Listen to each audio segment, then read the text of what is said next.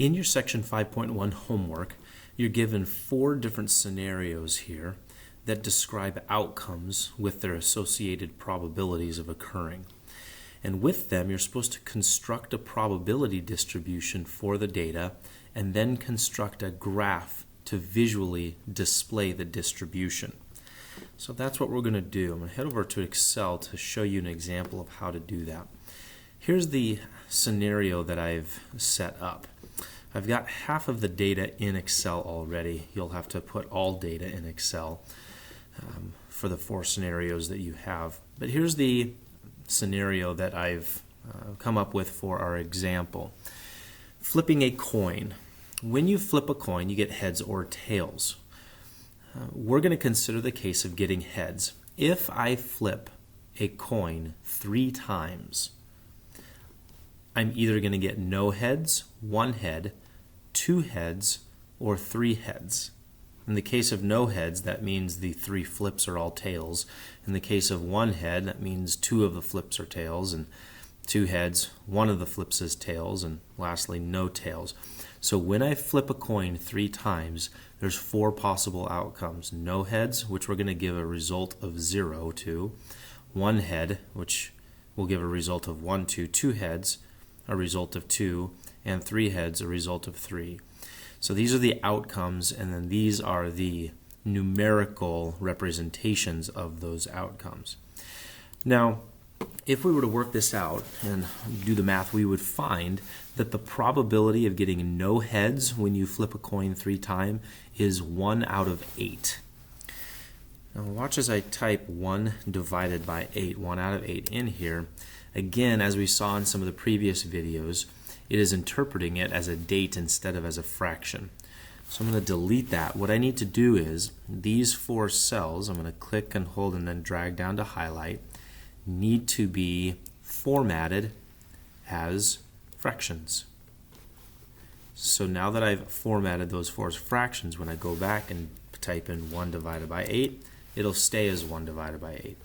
Now the probability of getting 1 head when you flip a coin 3 times is 3/8. Same with getting 2 heads. There's a 3/8 chance that you will get 2 heads when you flip it 3 times. Lastly, there's a 1/8 chance that you will get 3 heads when you flip a coin 3 times. Now, one of the things you always want to do when you construct probability distributions is to make sure that all your probabilities of all the different events add up to 1. So I'm going to test that. And here's how you can test it in Microsoft Excel. So I'm going down to the cell below. If I hit my equals sign and then type in SUM for sum, and then a parenthesis, and then I go highlight all of my probabilities, and then close the parenthesis off, what it's going to do is it's going to take all of the values from C2 to C5 and sum them. It's going to add them all together. And sure enough, I get a 1, which represents 100%. So all of my probabilities do add up to 100%. It's just a good way to check. So now that I've put my probability distribution into Excel, I want to create a chart to display it. Creating the chart is going to be very similar to the frequency histograms that you created in previous chapters. So we're going to go to our Insert tab, and over here to Charts, and I'm going to select the column chart and the very first option. Okay. Now with that open, I want to select my data under the Chart Tools and Design. So select Data, and I want to add the data. There's no series name that I want. Series values is what I want to put in. So I highlight that, delete. The series values that I want to put in are my probabilities. And see how it now creates a column for each of the 4 probabilities. I'll click OK. But again, it automatically labeled them 1 through 4, when really I want to label them 0 through 3. So I'm going to edit my horizontal axis labels, and I'm going to highlight the 0 through 3 as the labels I want it to use. and OK, and there it goes. It adjusts them 1 through 3.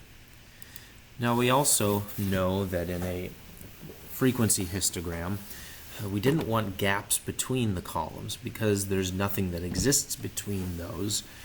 It goes from one outcome to the other. So I'm going to click on one of the bars. It highlights all of them. Then I'm going to right click on the bar and go down to Format Data Series. Where it says gap width, I'm going to take gap width all the way down to 0. Close that, and it pushed the bars all together.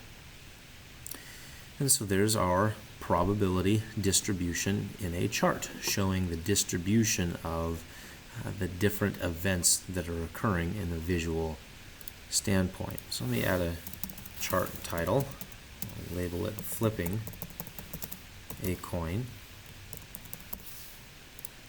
Okay. Under Add Chart Element, under Chart Tools and Design, I'll add a axis title, primary horizontal.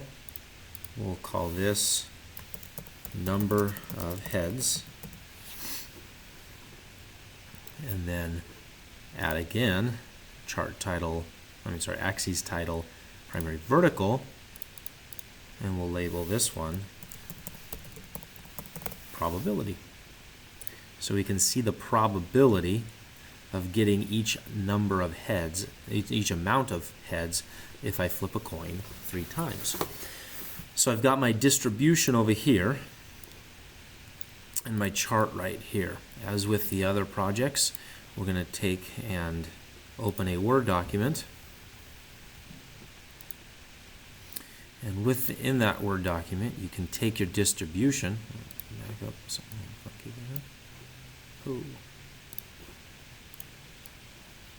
What I'm going to do is I am going to first bring over my probability distribution. I'm going to highlight that, right click, copy, go over to my Word document.